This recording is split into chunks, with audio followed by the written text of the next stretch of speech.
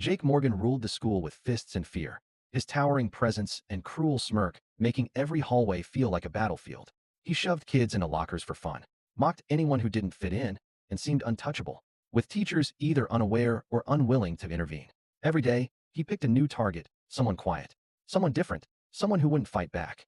But his favorite victim was Sam, a shy, intelligent boy who kept to himself and carried a notebook everywhere. Jake made Sam's life a living nightmare, ripping his assignments, calling him names, even humiliating him in front of the entire class during presentations. But everything changed one day when Sam finally spoke up, not with anger, but with quiet courage. He reported Jake, but this time, the school listened.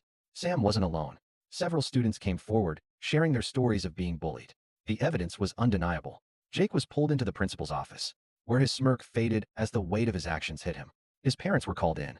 He was suspended from sports, stripped of his big man on campus status, and required to attend daily counseling. But the real punishment came when he was made to publicly apologize to each student he hurt, face to face, in front of his peers. At first, he resisted, still holding on to pride. But as he looked into the eyes of those he had tormented, eyes filled with pain, anger, and disappointment, something began to change. He saw himself not as a king, but as a coward hiding behind cruelty. The whispers in the halls turned against him. He ate lunch alone. The respect he thought he had was gone. His so-called friends distanced themselves, afraid of being associated with him.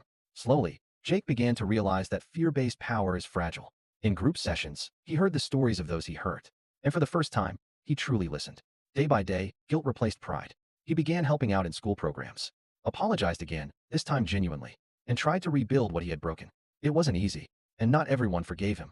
But Jake finally learned that real strength comes from kindness, not control. The school hadn't just punished him. They had taught him a lesson he would never forget.